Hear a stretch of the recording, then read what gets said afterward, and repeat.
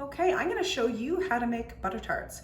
This is a maple butter tart recipe that I got from Canadian Living magazine. It is easy to make. We have 1/3 of a cup of melted butter. To that, we're going to add 3/4 of a cup of packed brown sugar, and we're going to mix that in.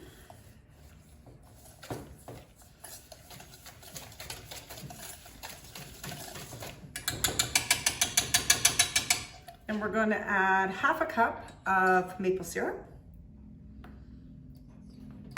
We're going to add a tablespoon of cider vinegar. We're going to add 1/2 teaspoon of salt. And lastly, we're going to add 2 eggs beaten. So why do I add the eggs last? The butter's hot. If I go from hot butter to eggs, we can get a bit of a cooked egg situation in our butter tarts, which is, in my opinion, disgusting. So I'm going to give this a light beat. And I'm going to add that in and get all that good egg goodness in.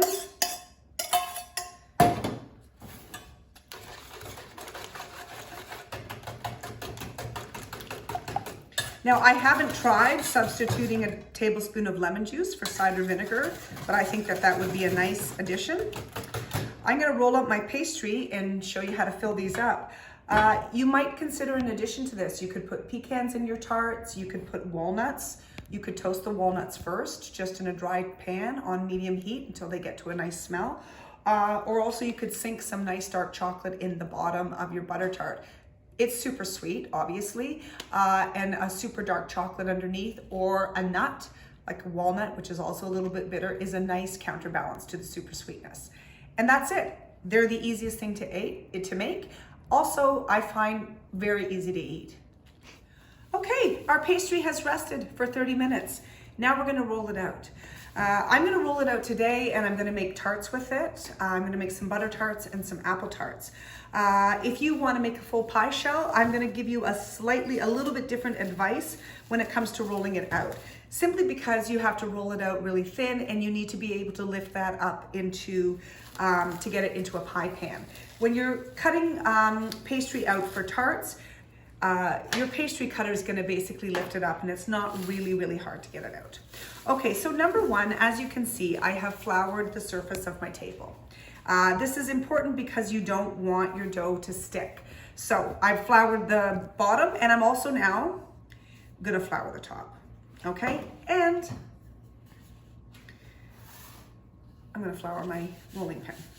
If you don't have a rolling pin, use a wine bottle, or you could use a heavy can, like a big juice can. Just cover it with parchment or some plastic film. Okay, so when you're rolling it, you want to keep your hands fairly balanced, and you want to keep your pressure also balanced, okay? So I'm going to give it a little bit of a roll this way, and especially in the beginning, then you're going to give it a 90-degree turn, and you're going to roll it again. And the idea is that when you're rolling it out, you want to keep it even, okay? So now I'm going to roll it again, and I'm just going to keep doing this until I get it to be about 1/4 inch thick, which is like that. You don't want it too thick, or maybe you do want it too thick. Personally, I don't like it super thick because I like the ratio if it's a tart or a pie. I like a lot of filling and a bit of pastry. If you like lots of pastry, then do it that way. So we're just going to get this rolled out.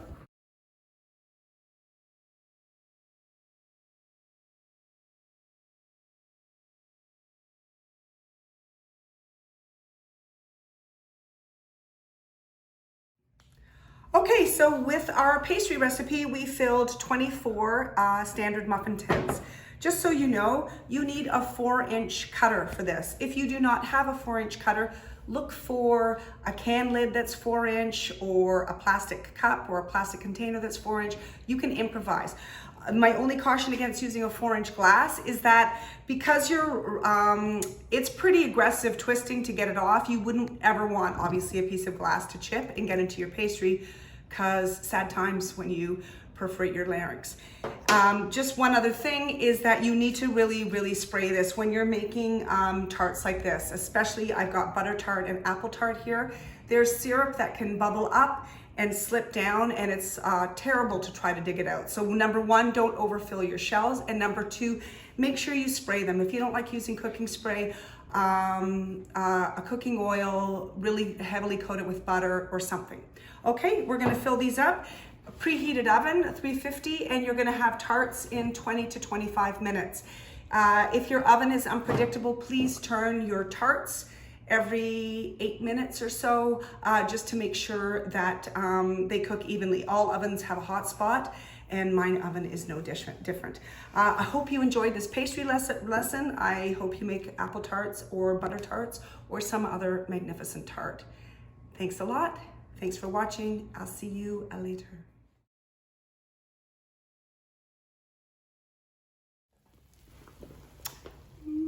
Delicious butter tarts, hot from the oven.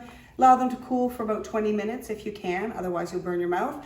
I'm gonna share some of these with my neighbors who are also stuck inside, and also so I don't put myself into a coma.